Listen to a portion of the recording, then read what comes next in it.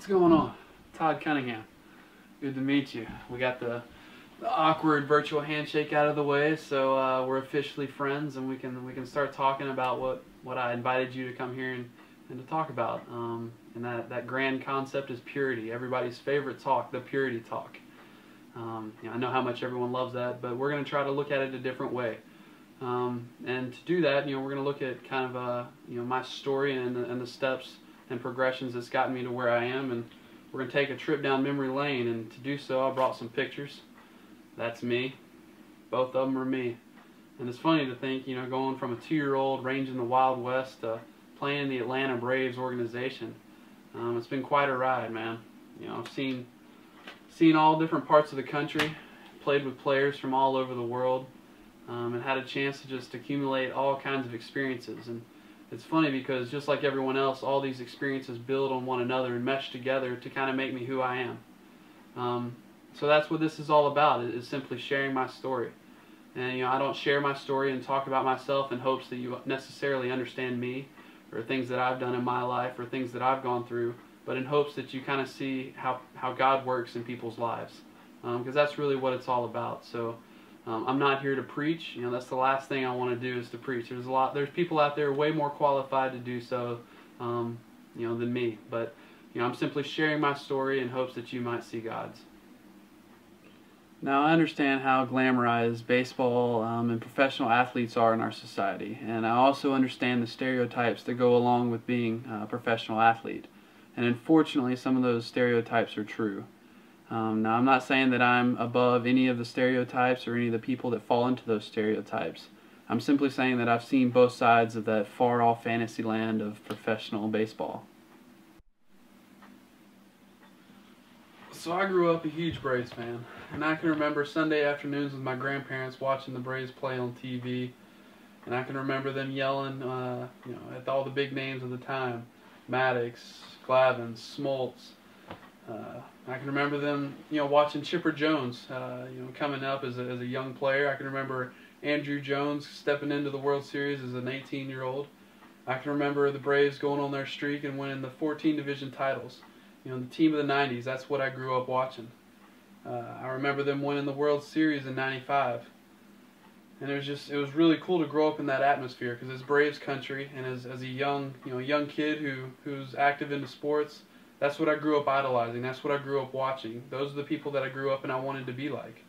So I would take over those moments from watching them on TV, and I would take them out into the yard, and I would step into their shoes, and I would get the game-winning hit in the bottom of the ninth to win the game. It was me that was winning the World Series. So that was my role growing up, being a Braves fan. And then I got the opportunity of a lifetime. I was playing ball just up the road at Jacksonville State University, and I got a phone call one day, and it was the Atlanta Braves on the line, and they're asking me, how would you like to be an Atlanta Brave? That's hands down easy question, right? Of course I want to be an Atlanta Brave. That's what I grew up wanting to be.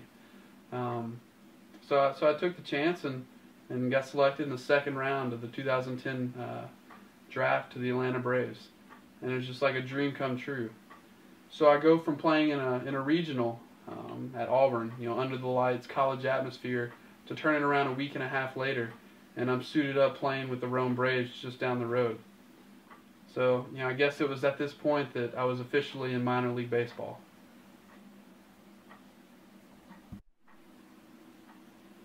Now, minor league baseball is far from the glamorized million-dollar contracts and the billboard ads. Now, don't get me wrong, you're taken care of, but it's nothing like playing on a stage like Turner Field or Fenway Park or Yankee Stadium. But what the minors do for you is they prepare you to play at these places, not just physically, but mentally, emotionally, and spiritually. Because, baseball becomes a huge part of your life at this level. And if you can't, respect all these areas of your life, then you become nothing but a baseball player. See, because guys learn how to handle themselves, because all of a sudden young guys are taken away from structure, taken away from their friends, taken away from their families, taken away from their schools and colleges and high schools, and they're given the root of all evil, right? Money. So all of a sudden, we have this recipe of young guys away from structure with money. So unfortunately, minor league baseball sometimes becomes surrounded by things that aren't quite pure. So here I am chasing a dream, and all these distractions and all these temptations are kind of calling my name. You know, do you go out after the game? Do you chase the girl? You have a good week at the plate, and all of a sudden pride starts tapping on your shoulder. A guy gets called up, and you feel jealousy start to creep in. So you start to think, you know, where do I fit into baseball? Yes, I'm a baseball player, but no, I don't want to be these stereotypes. So you really start to think about who you are.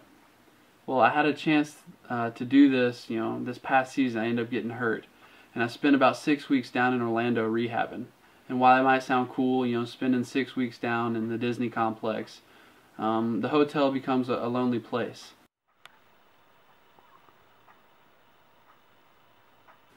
And you have a lot of time to think and a lot of time to reflect on everything that's going on. So after the whirlwind of being drafted in the first year and then coming back to my first full season, I finally had a chance to sit and think about who I was and who I wanted to become. Because, you know, with baseball being such a large part of your life, you have to fit it into all aspects of your life. So I started to really dive in.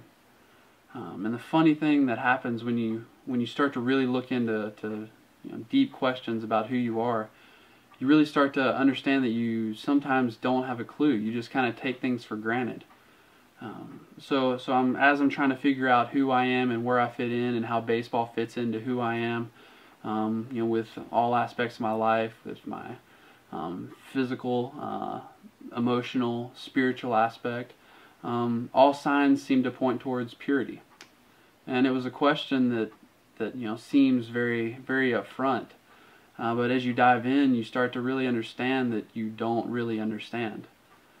So, you know, the best place to start in trying to break it all down is the beginning. So here we are, at the beginning, trying to find out exactly what purity is.